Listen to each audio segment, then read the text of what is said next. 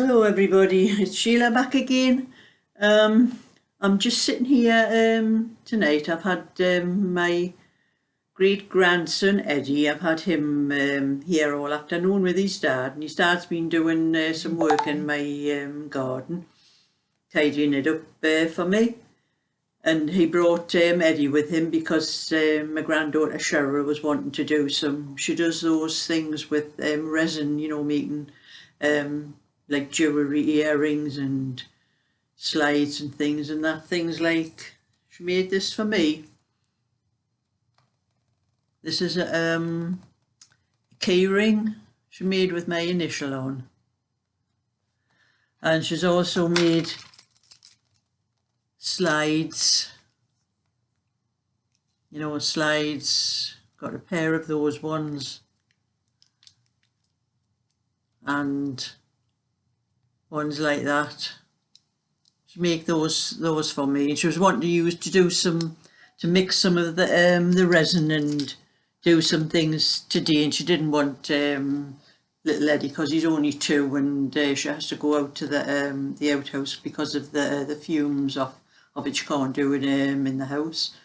So we brought Eddie up, so I've been entertaining him all afternoon, and I thought I'm just going to sit down and do a little bit knitting. I've had my tea and sorted out what I'm going to watch on the television. So I've been in the middle of this sweater. I've got the back done. That's the back done. And I've got both sleeves. Got both sleeves done for it.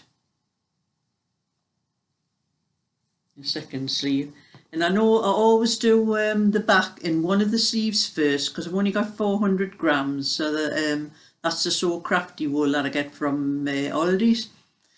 And you only get 400 gram balls. At one time you used to get 5 400 gram balls in a pack, but they reduced it down to 400, which really annoys me because sometimes I can usually get a sweater and a cardigan out of it without any problem. But for some reason, this red one, I don't know whether it's a pattern or everything, but I was starting to worry that I wasn't going to have enough wool. So I always do the back in a sleeve.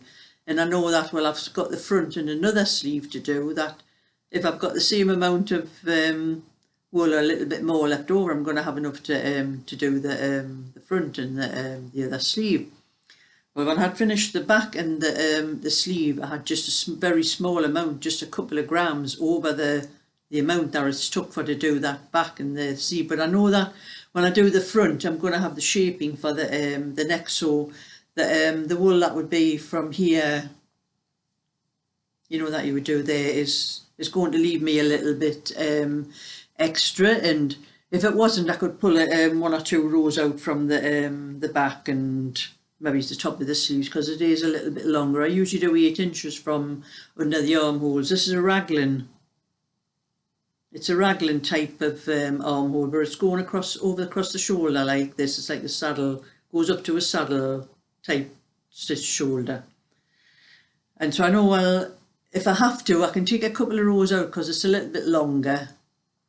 But anyway, I started knitting last night and knitting away, quite happy, and I'm doing 18 rows to the rib.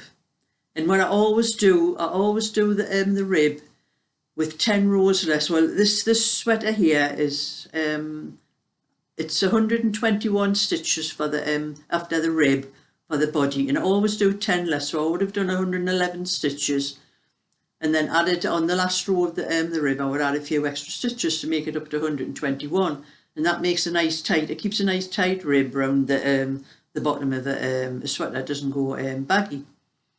So I'm knitting away, and I picked the knitting up and I put it against the back, and that looks a bit long, that. It looks a bit wider than the back, and I counted up the stitches on. And I went and flaming knitted it from 121 stitches instead of 110. I don't know what I was thinking. I always write it down in a book, and I've even got it written in the book to start off with 111 stitches.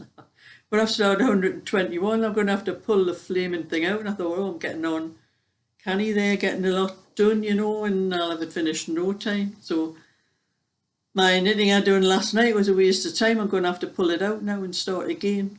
So that's a little bit of fun that's just annoyed me. So I'm going to have fun pulling that out and starting again. And everybody keep your fingers crossed for me that I don't get any more mistakes, because with this amount of wool I've got left to do this sweater, I know I've got to be careful. I can't go over... I can't afford to make mistakes, look at it that way, but I've already made one to start with, so... And I cannot blame Eddie because this was last night. Or I would say, Eddie, it's your fault.